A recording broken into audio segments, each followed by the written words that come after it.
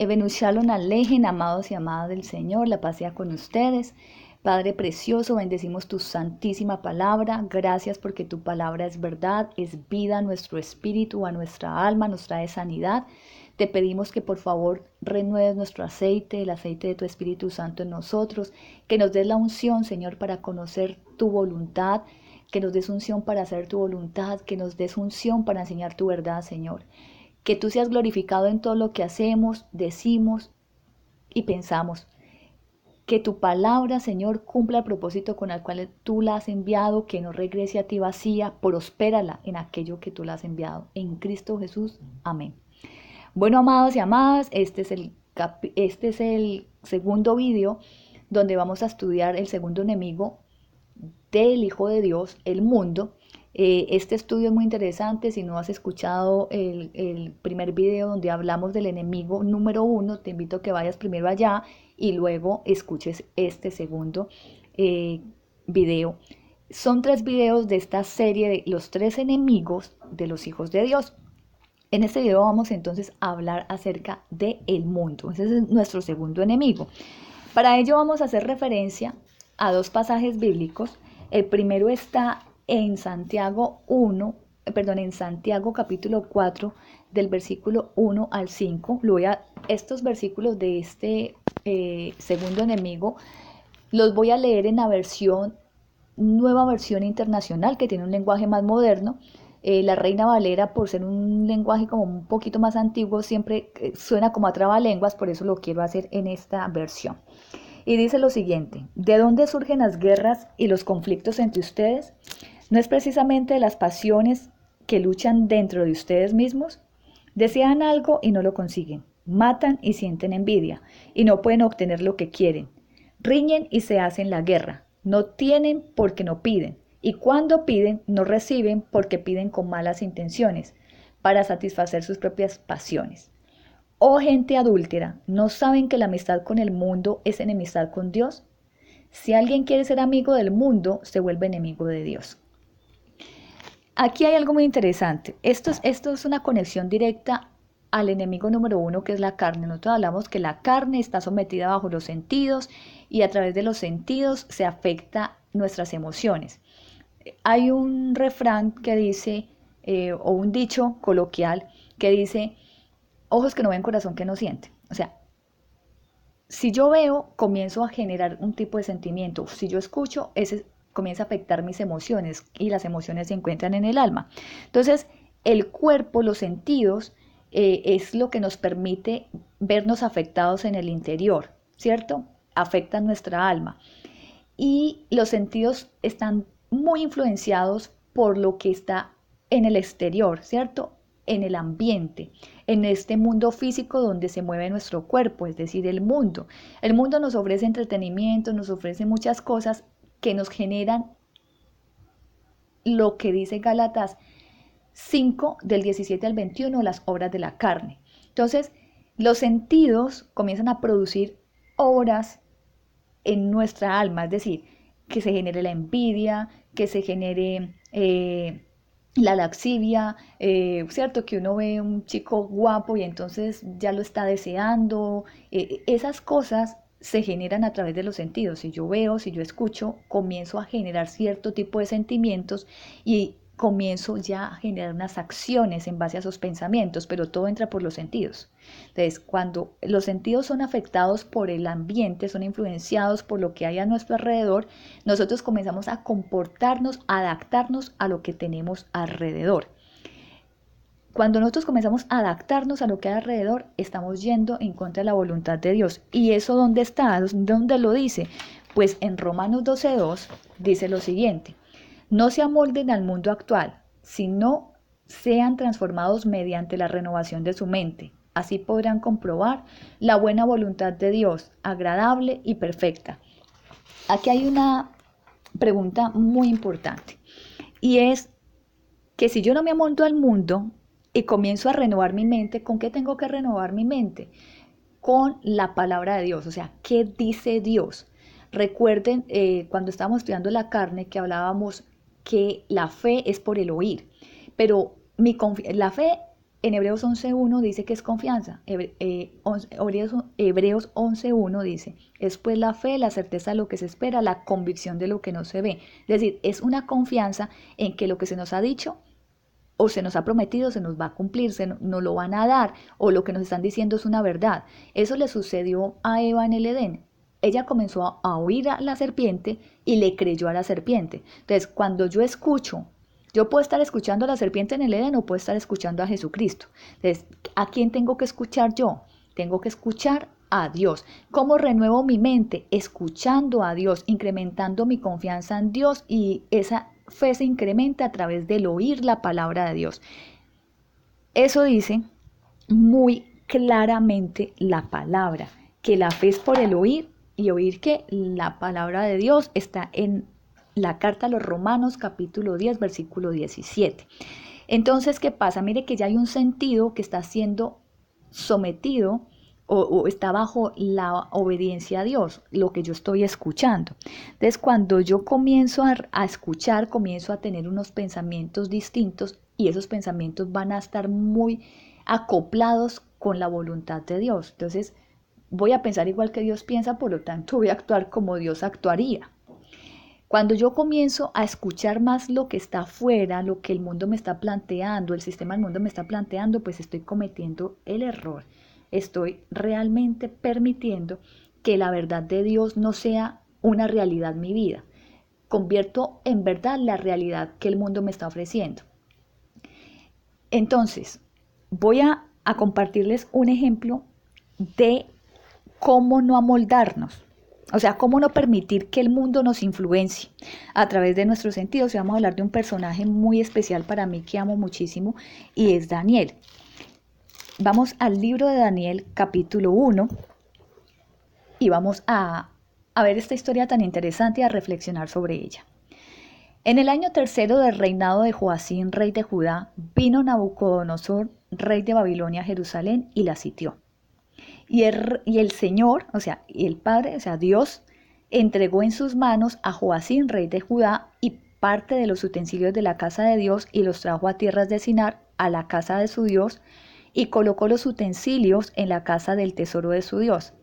Es decir, el rey Nabucodonosor, que era el rey de Babilonia, atacó a Jerusalén. En esa época Joacim era rey de Judá, y Dios permitió que Nabucodonosor pues ganara esa guerra, o sea, no respaldó a Jerusalén. Entonces Nabucodonosor no solamente venció al rey de Judá, sino que aparte de eso se metió al templo de Salomón y se llevó los utensilios que eran consagrados para el servicio a Dios, y se los llevó para Babilonia, a los templos de los dioses paganos que él tenía allá, y metió esas cosillas allá. Dice entonces el versículo 3, y dijo el rey Aspenaz, jefe de los eunucos, que trajese de los hijos de Israel del linaje real de los príncipes, muchachos en quienes no hubiese tacha alguna, de buen parecer, enseñados en toda sabiduría, sabios en ciencia y de buen entendimiento, e idóneos para estar en el palacio del rey, y que les enseñase las letras y la lengua de los caldeos. Voy a tenerme acá. Bueno, resulta que Aspenaz era como la persona encargada. Los eunucos eran personas que los castraban para que cuidara a las doncellas, a las que iban a ser las concubinas de los reyes, y entonces para que no se acostaran con ellas, los castraban, y ellos tenían al cuidado a todas las personas importantes para el rey. Él era el jefe, o sea, él era el jefe de todos los eunucos, y dijo que de esos que trajeron cautivos iban a escoger a unas personas con unas características específicas. Primero, que eran jóvenes. Segundo, que estas personas fueran enseñadas en toda sabiduría. Recuerden lo que dice Proverbios 1:7, el principio de la sabiduría es el temor a Jehová. Sabios en ciencia, es decir, que tenía un conocimiento de las ciencias. ¿Qué ciencias? De todas las materias, matemáticas, literatura, ¿cierto? Tenían un conocimiento humano, por decirlo de alguna manera, y de buen entendimiento, eran inteligentes, idóneos para estar en el palacio del rey, ¿Para qué? ¿Con qué objetivo él mandó a traer ese tipo de personas? Mejor dicho, mandó a traer personas que fueran inteligentes, que aprendieran rápido, que se pudieran destacar con un propósito y era enseñarles la cultura babilónica y todo lo que había en Babilonia para que ellos estuvieran al servicio del rey. ¿Sí? Dice, idóneos para estar en el palacio del rey, que les enseñaran las letras y la lengua a los caldeos, o sea, es decir, que aprendieran eh, a hablar ese idioma y toda la costumbre babilónica. El versículo 5. Y les señaló el rey ración para cada día y la provisión de la comida del rey, del vino que él bebía y que los criasen 3 años, para que al fin de ellos se presentaran delante del rey. Entre estos estaban Daniel, Ananías, Misael y Azarías de los hijos de Judá. A estos el jefe de los eunucos puso nombres. Puso a Daniel Belsasar, a Ananías Sadrach, a Misaal Mesac y a Azarías Abednego. Vuelvo y me detengo. Dice entonces que Nabucodonosor estableció el menú, ¿cierto? Las comidas que esos jóvenes iban a comer durante los 3 años que iban a estarse preparando. Y dijo que quería que comieran como él comía, ¿cierto? Aparte de eso, dentro de esas personas seleccionadas se encontraba Daniel y sus 3 amigos, y del sistema babilónico, o sea, este señor, este jefe de los eunucos, lo que hizo fue cambiarles el nombre, distinto al que sus papás les habían dado. Les cambiaron el nombre. Pero dice algo muy interesante, mire, en el versículo 8, bueno, Daniel y sus amigos eran jóvenes, recuerden que eran personas jóvenes, dicen muchachos, ¿cierto? Muchachos en los que no hubiese tacha alguna, significa que estaban jóvenes, pueden ser adolescentes, ¿no? Entonces, eran jóvenes. En el versículo 8, Daniel hace lo siguiente. Y Daniel propuso en su corazón no contaminarse con la porción de la comida del rey, ni con el vino que él bebía. Pidió, por tanto, al jefe de los eunucos que no se le obligase a contaminarse. Y puso Dios a Daniel en gracia y en buena voluntad con el jefe de los eunucos. Me detengo aquí. Dice que Daniel propuso en su corazón. Aquí hay algo, no contaminarse. Y aquí hay algo muy interesante. Recuerdan que las condiciones para ser elegido, para estar esos 3 años en esa capacitación, aprender el idioma y todas las cosas, era ser enseñados en toda sabiduría. Proverbios 1:7 dice, y el principio de la sabiduría es el temor a Jehová. El sistema de educación judío era a través de la ley de Moisés. Daniel y sus amigos fueron formados en la ley de Moisés. Dios estableció un sistema de alimentación, Dios estableció un sistema de alimentación que está en Deuteronomio 14, versículo 3 al versículo 23, 21, donde Dios establece claramente qué tipos de alimentos o qué tipos de animales se pueden comer. ¿Con qué propósito? Hablaba de los animales puros e impuros. Eso significa que si usted comía un animal impuro se contaminaba. Algo muy similar le pasó a Pedrito cuando tuvo la visión del lienzo que se extendió en el cielo y que habían animales de todas clases y Dios le dijo mata y come. Y entonces él le dijo, Señor, yo nada impuro, ¿cierto? No he comido, algo así por el estilo, no vamos a ahondar allí. Lo que quiero decirles es que dentro de la cultura judía, su sistema de alimentación era muy específico, ¿sí? Entonces cuando Danielito llegó acá y Daniel se dio cuenta, pues obviamente ahí estaba el menú, ¿cierto? Se dio cuenta que ese menú que el rey había establecido no iba de acuerdo al sistema de alimentación que Dios le había ordenado al pueblo de Israel. Por eso dice que él propuso en su corazón no contaminarse. Algo similar que le pasó a Pedro cuando dijo, no, Señor, es que yo nunca he comido nada impuro, ¿cierto? Entonces, ¿qué dijo el Señor? No le digas impuro a lo que yo ya he limpiado. Pero aunque su contexto era hablando de que la salvación era extensiva a los gentiles, pero tomó el sistema de alimentación con los que ellos identifican que hay una pureza al momento de comer. Por eso Daniel fue muy específico cuando dice que él dispuso en su corazón no contaminarse, o sea, no hacer lo que el rey decía, sino lo que Dios había establecido. O sea que él decidió obedecer. No se ajustó al sistema, no se amoldó al sistema babilónico. Mire cómo comienza. Y cuando usted no se ajusta al sistema del mundo, Dios a usted le da gracia ante ese mismo sistema. Porque en el versículo 9 dice, y puso Dios a Daniel en gracia. ¿Cierto? En el versículo Dios dice, y dijo el jefe de los eunucos a Daniel, temo a mi señor el rey, que señaló vuestra comida y vuestra bebida, pues luego que él vea vuestros rostros pálidos, luego que él vea vuestros rostros más pálidos que los de los muchachos que son semejantes a vosotros, condenaréis para con el rey mi cabeza.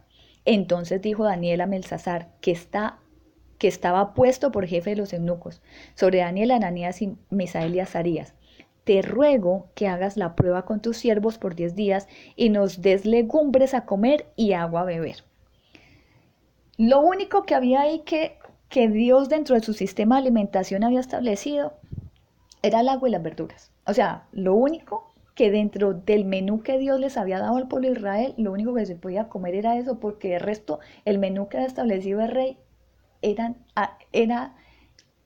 en contra de lo que Dios había estipulado que se podía consumir, el cuerpo necesitaba. Por eso Danielito estaba tan seguro, porque es que Dios no se equivoca. Dijo, no, y además le dijo, mire, durante 10 días, pruébenos durante 10 días. O sea, porque obviamente su cuerpo tenía que ser alimentado. Y durante 10 días se dio cuenta, en el versículo 13 dice, y bueno, luego compara nuestros rostros con los de los muchachos que comen de la ración de la comida del rey y haz después con tus siervos según veas. Consintió pues con ellos en esto y probó con ellos 10 días, y al cabo de los 10 días pareció el rostro de ellos mejor y más robusto que el de los otros muchachos que comían a porción de la comida del rey. Así pues, Melzar se llevaba la porción de la comida de ellos y el vino que habían de beber y les daba legumbres. Mire lo interesante, cuando nosotros decidimos obedecer a Dios, el mundo que nos está influenciando para hacer lo que va en contra de la voluntad de Dios, se vuelven siervos nuestros. O sea, cuando nosotros lo obedecemos a Dios, nosotros tenemos la influencia y el control. El mundo no nos va a presionar para hacer lo que ellos dicen. Es más, Dios nos da la gracia. Daniel nos ha demostrado que hacer la voluntad de Dios no es ir en contra, o sea, no es echarnos de enemigos al mundo, todo lo contrario, Dios nos da la gracia cuando nosotros queremos hacer su voluntad y nos proponemos en nuestro corazón a no moldarnos al mundo, Dios nos da la gracia. Mire, si uno lee Deuteronomio y Levítico, se da cuenta que Dios estableció hasta la manera de cómo vestirse, pero nosotros nos dejamos influenciar por las modas, por las tendencias, porque eso nos dice el mundo, entonces nosotros nos vamos amoldando, pero es que la palabra de Dios es muy específica. Dice que la amistad con el mundo es enemistad con Dios. Y muchos hijos de Dios estamos siendo enemigos de Dios aún sin darnos cuenta. Porque nos da miedo enfrentarnos al sistema. Porque el sistema dice tal cosa y hay que hacerlo. Por eso cuando en Santiago dice que cuando nosotros oramos, oramos para satisfacer nuestras propias pasiones, de nuestras oraciones son una lista de mercado. Estamos tan agobiados por las deudas, sobre todo por el tema de dinero, que las oraciones se basan en los temas de dinero o enfermedades. Las enfermedades son generadas por la mala alimentación.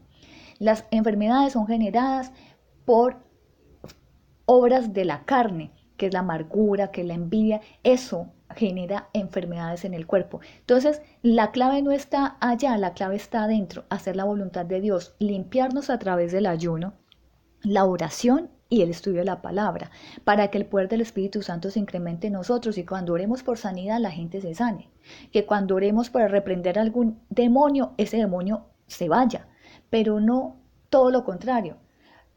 Es más, cuando nosotros compartimos de Cristo, las personas no se convierten a Jesús por una sencilla razón, y es que no estamos llenos del Espíritu Santo, porque la Biblia es muy clara cuando dice que el Espíritu de Dios es el único que convence de pecado, de justicia y de juicio.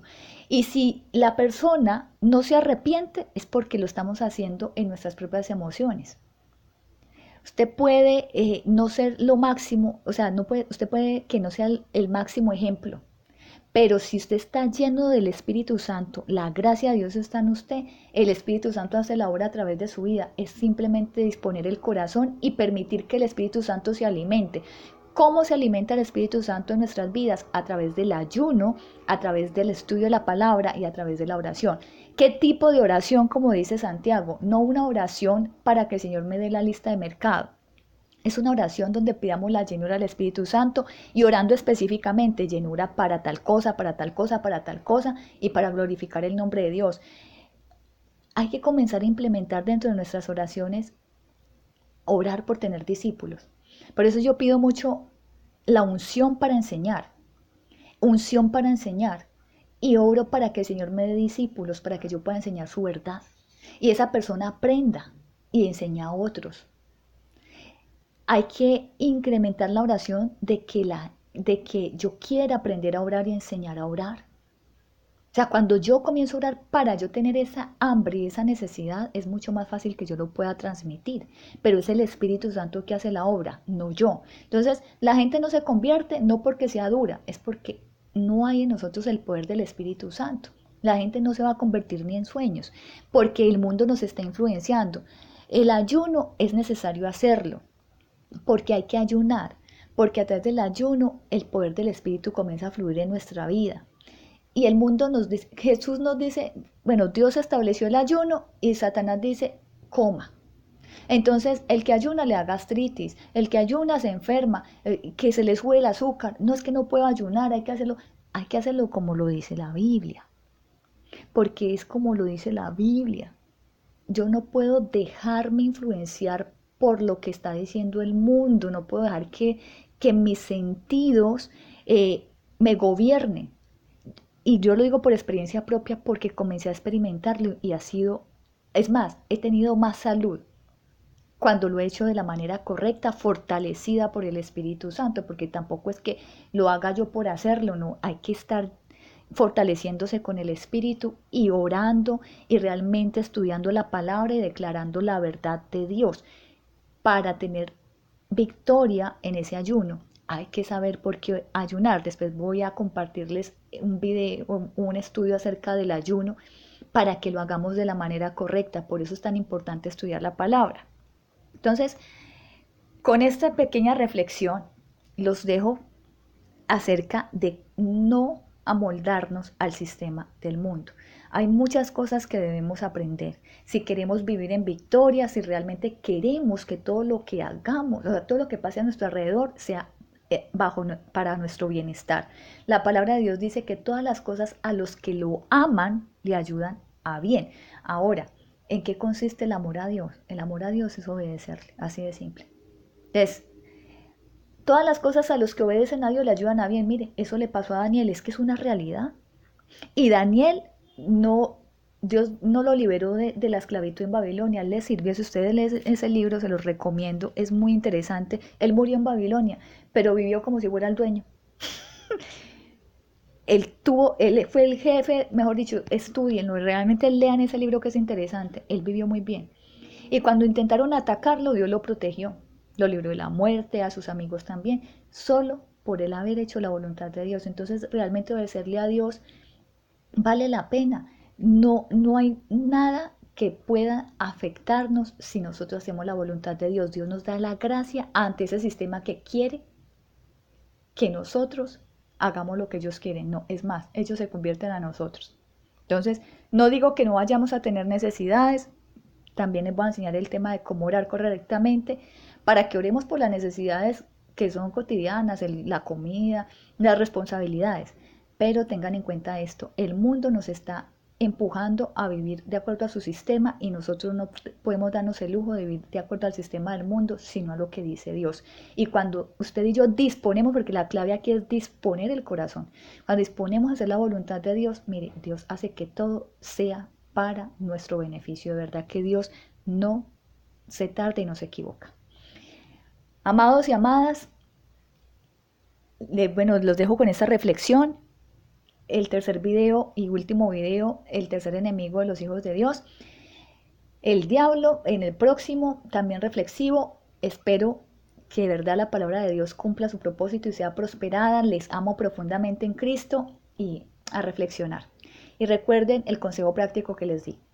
Hay que oír la palabra de Dios, por eso he subido estos videos cuando ustedes estén cepillando, cuando ustedes estén haciendo algo cotidiano, algo automático como barrer, lavar la ropa, lavar los platos. Les recomiendo que se pongan los audífonos, pongan el video y comiencen a escucharlo y a reflexionar sobre lo que ya hemos estado estudiando para que la confianza en Dios se incremente. Les amo profundamente en Cristo. Un abrazo profundo. Chao, chao.